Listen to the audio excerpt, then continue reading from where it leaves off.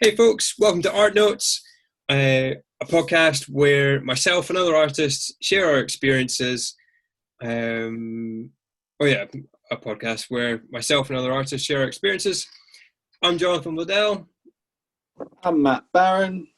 And today we're talking about why we bother to make art at 30 years old in 2021. Matt Barron, what are you currently working on? 4 dogs. 4 dogs. Yep. Thankfully, these ones are alive. I often get asked to make paintings of dead ones. It's just commissions though. And I've got a couple of own personal projects, I suppose you'd call them. But they're all oil paintings, all canvases, all my prime bit of art. Yep. How did you come about your commissions? Where did they come from? Usually word of mouth, sometimes online, but it's usually just friend of a friend will ask. That's amazing. And is that quite regular? Fairly, especially on the lead up to Christmas. A lot of people wanted pictures of their folks' dogs and whatnot. That's amazing. Yeah. And cats, actually. Did a kitten. Branching out to cats. Oh, yeah. How is Mog? Mug is growing very fast. She's nearly twice the size she was when we first got her, I think. That's amazing. Yeah. Matt Barron has recently acquired a gorgeous feline who comes equipped with ever-growing claws. Oh, yeah. Those things are pretty sharp, I'll tell you. Not to be messed with, this little one.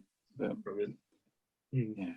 I wish she was here, actually. I'd show you. But she's out there cuddling Meg. Yeah. The kitten. How did you actually, like, serious question, genuinely for you, like, how did you find the run up to Christmas with, like, suddenly being bombarded with numerous commissions? I guess if you have had an up and down year with if and when you're getting commissions and then suddenly having folk interested, how did you kind of manage that? Well, luckily, I suppose you'd call it, I was prepared for the commissions in that I had a lot of spare canvases lying around. I had plenty of materials ready to use. I mean, we'd just come out of a lockdown that had lasted months where I'd done nothing but painting. I was only working part-time, sort of 2 or 3 days a week, labouring. So I had plenty of time to get them done. It was just getting the motivation with all the cold, dark weather and all that kind of stuff. As you yourself know, that can be a bit of a pain. Scottish weather is variable, to say the least. That's actually a really good point, though. If, like, purely from a practical level, if you're suddenly hit with numerous folks and you don't have the materials immediately at hand, then that's just added time and money. And then where's the money coming from to then get canvases when they get delivered? Like, these are all practical things. I think something that can get brushed over is just something like, oh, great, yeah, you've got commissions. So it's like, yeah, that's fine. But if you're not prepared for them, then you've got nothing to paint and nothing to do. So there's so much organization that goes into doing this well. But again, like, so you said word of mouth, just in your, like, your local area and like contacting people, or but like, why does Matt Barron, why do you paint in the first place? Like, let's give kind of viewers and listeners a background as to why you were still doing this, how you even started doing this, what is the point in it, and in this mad world where there are incredibly amazing artists out there, all new guys popping up all the time. Why do you paint? Why did you start? I suppose I paint now because it's what I know best in myself that I can do and love doing. When you found something that you love doing, it's like, it becomes like an old friend, you know. You get back into the easel, you sit down and you think, oh yeah, I know you. Oh, that's great. I love that. It's, I mean, you know why I started, because I had sod all else to do when I was a 17-year-old kid, and when we both first met, and I was just doing little doodles and drawings and ink sketches, thinking I was going to be a comic artist. And then you dragged me I forgot about that. That's you dragged me all the way up to Scotland, taught me how to actually do painting, and I've learned at the college and then at uni, and now it's all I can do. It's all I want to do, really. Well, I mean, the best way I can describe it is when I was doing that teaching training, I didn't get to paint once. They didn't let me teach painting. And I felt it. You feel the absence. And all the time I was there in college, I thought to myself, I just want to be at home painting. Yeah. And the day I quit, I was on the train back from the university, having spoken to my lecturers for the last time. I came up with 3 ideas for new paintings just on that journey, and I had to sketch them down in that notepad on my way back. I love that. That's awesome. I did them. I mean, 3 paintings I did within the first couple of months. What were they? Can you remember? A couple of the sign language paintings. Do you remember those with the hands? Yeah, they were great. Yeah. Those 2 of them were that, definitely, for sure. I can't remember the third, but those hand ones, definitely. I was thinking, I'd love to start painting hands again, get better at that. Yeah. There's like so much just in there. So just to give some background, both Matt and I have we've both taken a stab at teaching courses. I trained as a secondary art teacher, and Matt got the full whack of me falling to bits during that. I made it right to the end. My last placement before I decided I just couldn't do it. And the hilarious thing about that is that Matt has watched me over since college be like, oh yeah, I'm going to be an art teacher. That's 100% what I'm going to do. That's my calling in life. I'm going to teach. And basically brushed over the subject matter and the joy and the love of it. And so that's actually really interesting to hear you, Matt, then say, I went in, I got into, it was tutor training. Yeah. Where was that? Portsmouth? Yeah. Flipping heck. Great uni, great lecturers, great staff. Great course for the most part. It's just that the education sector at the moment is in a really shit state. Yeah. I definitely think for both of us, it was almost like there was so much that I believe we both took from that experience going forward for ourselves. It just was not what was really best for us. And that I'm trying to remember, was that the year after I'd done teacher training, or was it the same year? I can't remember. That was the year after, I believe. Right. Yeah. You finished the teacher training, and for some bizarre reason, I thought it would be a good idea for me to try it. Knowing full well that you didn't want to do it. Again, I still, I learned a great deal from that. It was, and I definitely had, this is, it felt like failure. Like, oh my days, did that feel like failure? I'm very upfront and honest about saying, this is something I thought I really wanted to do. I was super committed. Like, everything up to this point had led to it. I had thought my character was right. I thought I had practical skills like being organized and being dedicated and, willing to spend an hour and a half every morning to get to school to then train. I thought that was the thing. And then when life basically smashed that in and I had to make the decision to come off, I had an identity crisis. I was a bartender for 4 years because I was just I don't know what I'm doing now, and I can't get a job doing anything else. And it was the best thing for me to quit. But that did not like failure is still such an interesting concept where like we hear a lot about people talk about, oh yeah, failure is the best teacher. That's all good and well, but when you recognize yourself as a failure and you feel that weight and that panic of, oh my goodness, like everything, I've invested so much into this, what on earth do I do now? It will shake your world, and because it definitely shook mine. Yeah.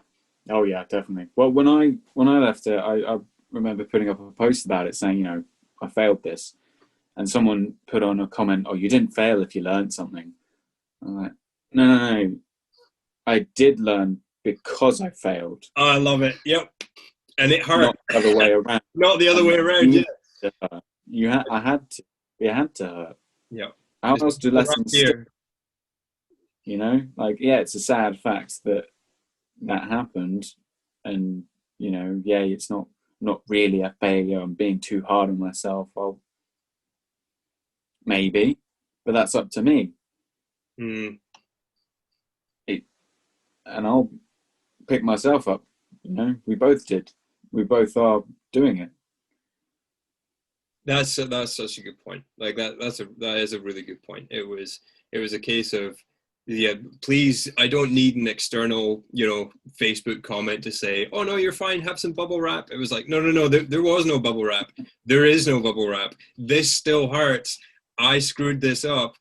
It was a failure. And through that failure, I learned valuable lessons. You know, like I still have every intention of at some point being in a teaching role, but it certainly was not the right. You already are, Jonathan. You still you do it with that completely involuntarily. Yeah, you don't even know. Like I really love it. There's a couple of, there's one guy in particular who, like, I know this not just because I feel it, but because he will tell me that I'm doing that. And that's so cool because it's what we wanted teaching to be. It's I'm sharing information that I'm passionate about, that I've learned, that I'm not going to pretend to be an expert about, but I love it and I'm growing in it and I'm sharing it with somebody else, and they are then saying that they're enjoying it and learning it too. So thanks, buddy. That's I love it. But yeah, I mean, it'd be lovely to then think, well, I've got a 9-to-5, and who has a 9-to-5? You know, like tutoring job, whether it's online or if it's like in a college. But the world we live in right now, you know, I really think that although there will always be a place in some way and form for physical colleges, there's just so much. There's so many amazing online resources which are genuinely good because they're run by people who know what they're talking about. They've hired tutors who are working in industry like Disney and Pixar, who are then laying out courses. I mean, like, schoolism is, I could talk about it like all day because you do, Jonathan. I love it. It's like when I quit teaching, when I became a barman, it was like my brain was in the toilet. It was like, I don't know what I'm doing anymore. I'm in, you know, I'm on minimum wage, and thank goodness I even had that job. But it was not paid work I wanted to do. It was paid work I had to do to survive. But in my free time, coming home from the bar at whatever time, exhausted physically, because, like, you know yourself being a laborer, like if you're running backwards and forwards all day, you're creamed. And 50% of the time is probably generous to say that you're not working with people that even want to be there. So you've got that dynamic going on, like working in the real world for not great reward, and then spending your free time, choosing to spend your free time on something that you love, and money as well. Like, you know, courses aren't free, materials aren't free. You work with what you've got. I'm not gonna sit here and say you need the fanciest equipment to make art. You do not, but you certainly need to have motivation and drive. And mine certainly was, I'm doing a job I don't want to do. I can't see steps forward. I'm going to go right back to the beginning. What do I love? I love making images. I love telling stories. I love inspiring and influencing people. How can I put that in a package? Oh, well, it'd be cool to make great artwork. But I feel like I need to really relearn my craft, which is why I then turned to online teaching, because it was just, the resources were just amazing. But man, like I feel like I'm more in love with art now than I've ever been. And you can't teach that. Like that's a genuinely, that's an honest reflection, really. It's like, I love art more than I ever have now, and why I bother to want to improve is that I still see validity in creating images that are story driven, or that evoke an emotion that people can relate to. But for me, like I feel like my artistic voice has very much been, it's one of, no matter what your struggle or circumstance is, you can find solace and inspiration that genuinely improves who you are. Not like a feel good feeling, but genuinely improves who you are with engaging with that artwork. That's what I'm kind of striving and working towards at the minute. Oh, you put me to shame, Jonathan. Get away, you're making the monies. Well, that's one of the things I do love about your book and your artwork, is that it does influence and it does inspire. Me, I like just making pictures that you look at and you enjoy the experience of it. You know, enjoy the experience of the image. And I enjoy making that, creating that.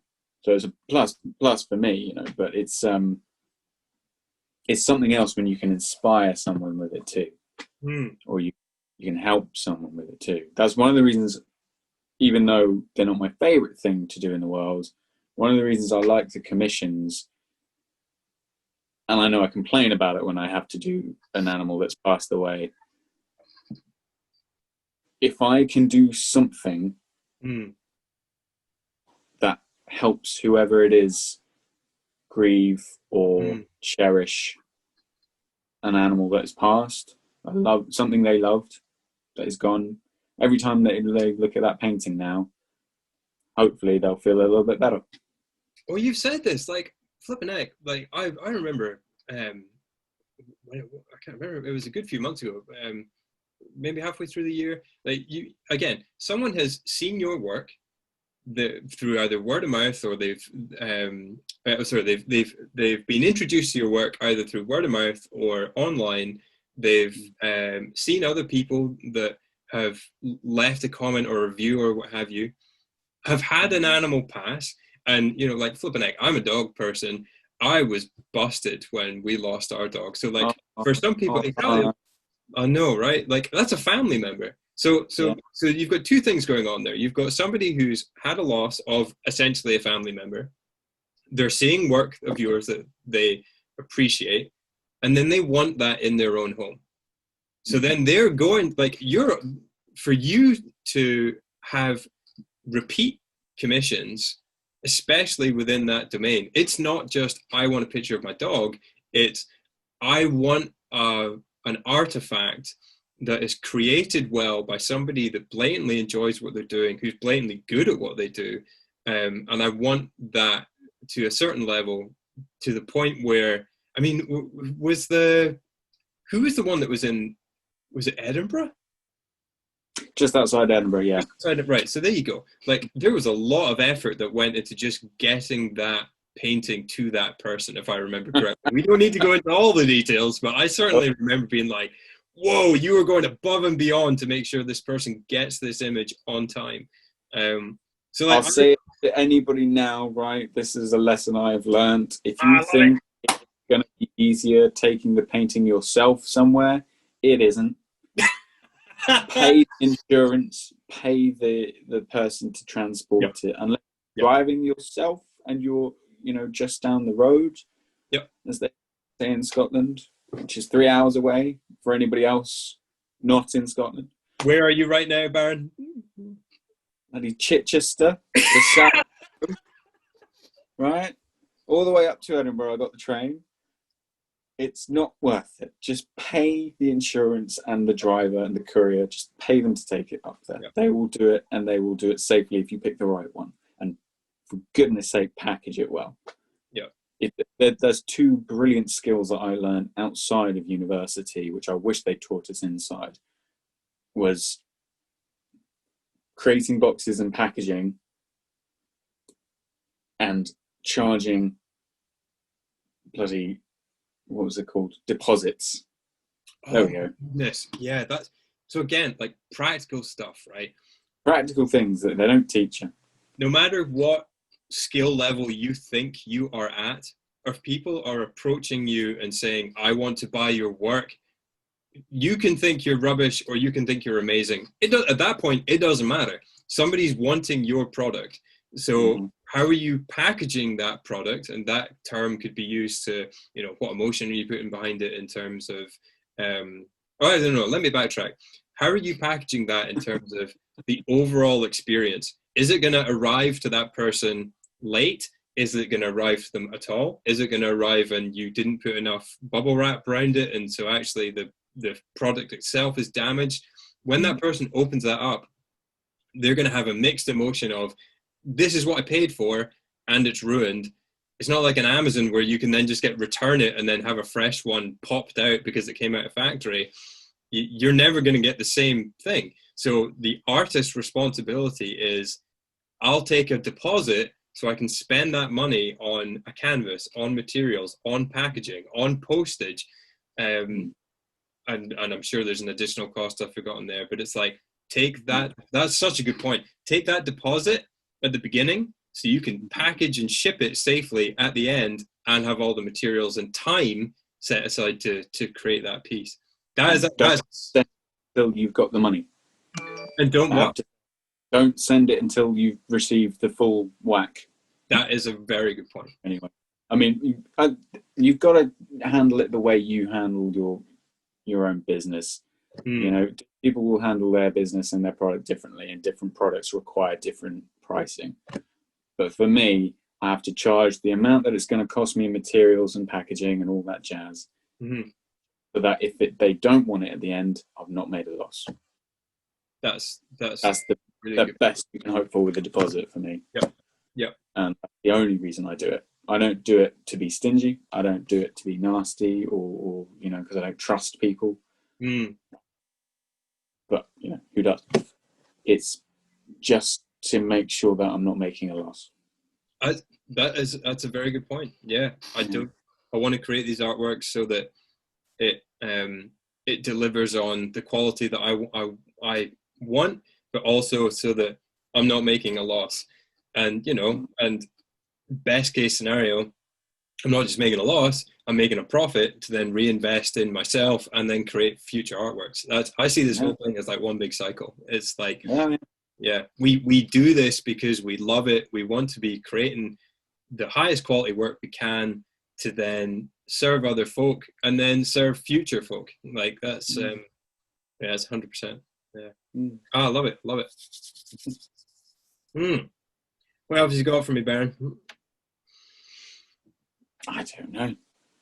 We've what else were we going to talk about in this one? Sure, we've covered quite a lot just in this. I mean, I think the overall, like this overall episode, I really wanted to focus on like why we do what we do. Like why at the age of 30, at this stage in life, with the world as it currently is, like why bring the age into it, John. Oh, it hurts. We've Matt and I are well, actually, at that point, weeks tomorrow. 2 weeks today. 2 weeks today. Why did I have the 9th in my head? I don't know. You've forgotten my birthday, is what you've done. I was just thinking, it's like, it's not the 9th? No. It's fine, Baron. We've only been friends for 10 years. Did I do that last year as well? It's all right. I forget yours every year, so don't worry about it. That's grand. Your present is still on the way, by the way. I totally forgot about that. That's brilliant. Well, again, at the time of recording this, Royal Mail have been absolutely bombarded with essentially everybody sending everything prior to December. So I'll see it when I see it, and I'll be delighted, I'm sure. Um, I'm sure. yeah. So I just turned 30 at the end of November. Baron's just away to turn 30 halfway through January. Um, we're both looking at each other like, well, we love doing this thing that we do, but how do we actually up our game and actually make some more commissions out of this and more paid work so we can do it more often and not have to rely on side gigs. So yeah, that's why we bring that up. So yeah, like why? Oh, I tell you what, let's because you explained this a little bit with the way that you were doing commissions, where you were creating artworks for people that wanted a specific thing, and the way that you were working with that, and the way, like, how do you go about conveying that emotion and that enjoyment? Like, what is it in the painting, the physical painting itself, when you get an image of somebody's dog and you know the intent? Like, what's your intent and what are you kind of thinking about, and like what kind of emotions do you go through? I suppose with most portraits especially, for me, if whoever knows the person I've painted can look at that painting and go, oh, that's definitely so-and-so. You know, if I painted you, Jonathan, and tomorrow your sister walked in and went, oh, that's Jonathan. The essence of you, not just your figure, not just your likeness, as it were, but the actual essence of you in that picture, not just in the figure drawn, but in the whole image. Yeah. The background, the brushwork, the colours, all that I've put in there, I would want to capture as much as I can. Now, I can do that with someone I know very well. When it's a commission of an animal that someone has sent me a photo, it's not the same thing. So I have to do my own interpretation and try and get, as first job, obviously, as a portrait artist, get the likeness right, but also get the essence of what I feel. Oh, I love that combination. Yeah. And if I can do those well, then for me, I've done a good job. And it's very enjoyable because you're using intuition as well as using your craft. And you know, it's not getting all spiritual about it or anything like that. I don't know enough about it to go that deep. But if I can make the person on the other end look at that picture of their dog and say, oh, that's my dog, that's my cat, that's my pet, that's mine, that you know, then that's a bang up job done for me then.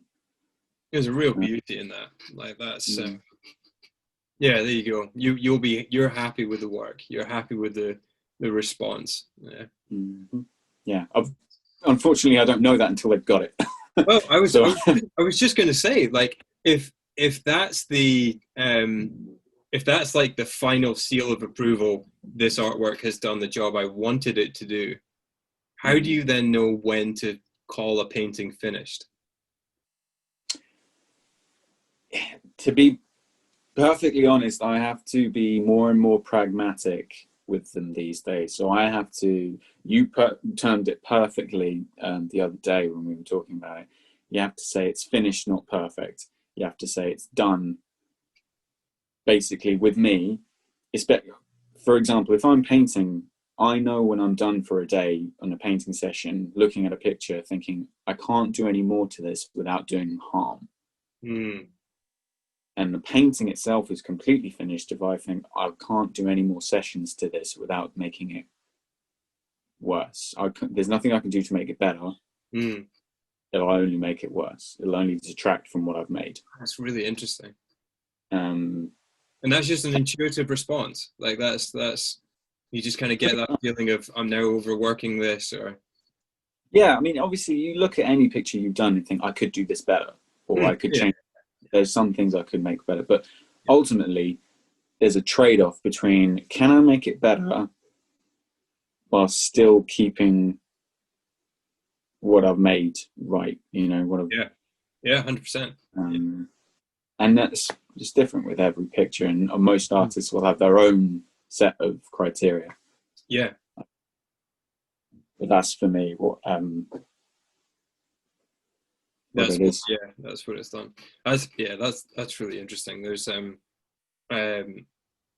so I've heard a few artists talk about that, like a finished not perfect, and I always kind of thought like, oh, is that not shortchanging yourself or the customer, like, and I don't think you are, because if you have, again, like if the finished product is at the same level of quality or higher, which is what we aim for, as the work that the customer has said or the client has said, this is what I want, then you've done your job.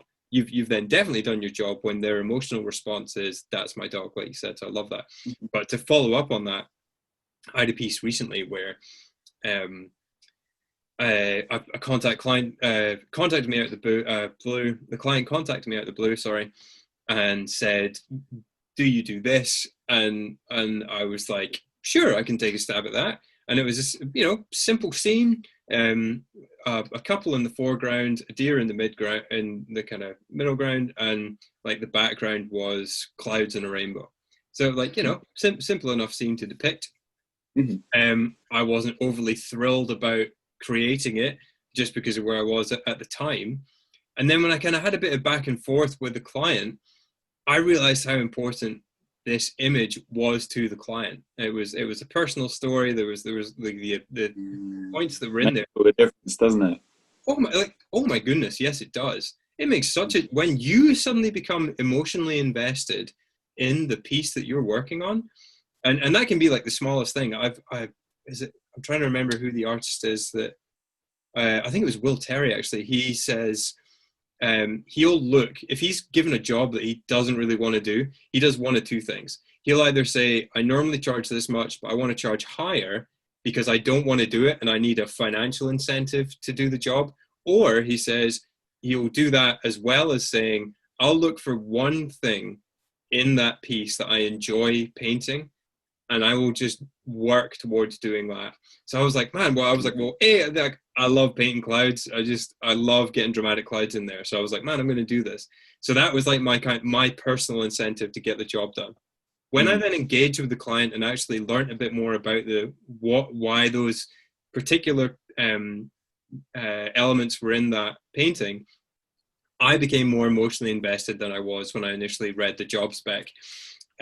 So to get to my point, I really struggled to know when this was done, because I was like, well, I could keep painting this and keep painting this and keep painting this. The honest answer as to when this was finished was, I asked the client what their budget was, and their budget realistically gave me a much shorter window of time for me to pay myself for my time, to ship it out, and for it then to be posted in time for Christmas. So there were very real financial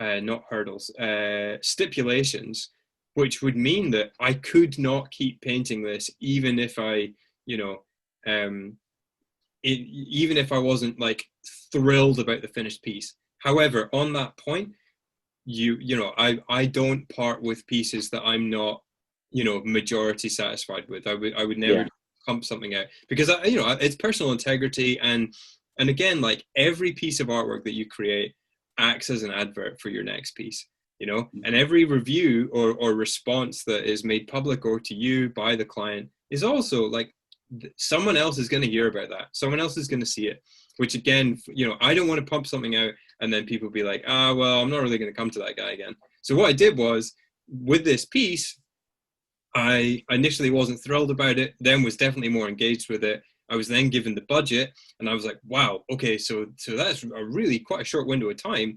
I need to work on this and get it to a stage where I'm like, I'm pleased with it, but I myself know where it could be improved, but I am pleased with it. Turns out the client was thrilled with it. The client was absolutely thrilled with it. In fact, I've got it written down. He actually said this is better than I expected, which was nuts, because I'm sitting there going, I can see where I need to improve it. The client's going, this is above and beyond what I asked for. Paycheck comes through, it gets shipped, everybody's happy. Yeah. I don't want to speak out of turn or be. No, go. Correct me if I am wrong, but I have a feeling you and I are in the same category. We have a gift and a curse of being very hard on ourselves with our craft. It's a good thing, though, because it means that, like this situation, you weren't completely satisfied and recognized places where it could be better. Someone else saw it and was like, that's great. And they were very, very pleased with it. Hey, that's an excellent. I'm not patronizing them. They probably could see places where it could be improved as well. Sure. But it wasn't important to them. What was important to them was the whole image. The image as a whole was great. That's such a good point. That's such a valuable point. It's the reasons we paint, isn't it? Because if someone wanted a perfect picture, they'd go to a printer. Mm-hmm. If they wanted a perfect replication, they go to the printer. What they want is the human touch. There you go. Yeah, it really comes back to that essence and likeness point that you brought up earlier. It's like, do they recognize the likeness? Yep. But what they really wanted was the essence. Mm. And if the artist, whether it be myself or you, has been able to provide that, then we've done our job. I love that. So that's why we paint. We are looking to provide a likeness and an essence in something that somebody really responds to, even with the knowledge that there are artists who are far more accomplished than we are. But like that doesn't. I still feel like that doesn't matter. Like there's a driving force within both of us that it's like good for them. They inspire me. I'm not jealous of them. It's like I am privileged to be in a world where there are amazing artists, but I'm also privileged to have this drive and desire to create. But more importantly, that I've got clients who are pleased with what they receive. Yeah. Oh, definitely. Yeah. I mean, we should probably devote an entire episode onto comparison at some point. All right. Yeah, I'm going to note that down. Because that's a real killer. We both noticed that at uni, I think. 100%. I think you're right. Like that's definitely a topic for a future one. What I will say on that just now is it's never too late, and just do it. Matt and I are both living proof of, I speak myself here. It's like, oh, that's something that other people do, or, oh, that's, only successful people do that, or people who have training or who know what they're talking about do that. And then one day you just decide, actually, Matt, I'm going to get a book published because I've been talking about it for 10 years. And you do it. And I did it. I did it this year. I did it. It's crazy. You just got to do it. Yeah. Comparison is certainly one we'll talk about at a future date. Yeah. All right. I love it. I think, wow, that's easily been 45 minutes, if not more. Oh, wow. Let's wrap it up. Matt, any closing thoughts? Everyone has their own reasons for making their art, and we've just shown ours, hoping that, I suppose, anyone listening to this will be able to see for themselves maybe the reason they make their art, whatever their art is, whatever their craft is, whatever they do it for. You sometimes have to go back to it and look at it again and look at yourself and think, why am I doing this? There'll be some days where you can't come up with an answer, and some days where you can. So it's important to do that, I think. I love that. Yeah, that's great. Was that complete tosh? Was that? No, did that make I love it. I love it. No. Go back. Go back. Reflect. Think about why. Folks, thanks for listening. This has been Art Notes. Matt Barron, where can people find your artwork? Oh gosh, website mattgbaron.com, mattgbaron.com. Instagram is mattgbaronart. Basically anywhere in between there. And I look forward to hearing from any of you if you just want to talk about art more. because I love doing it. I could talk for hours, as you know. Love it. Go on, and try to sell your stuff. Go on. Oh yeah, of course. So I'm on Instagram at jonathan.liddell. That's JONATHAN full stop LIDDELL. And you can buy my first book, the LA Adventures Book One. Hey! You can get it on Amazon, or you can get it at Waterstones. That's the LA Adventures Book One. You have all you need.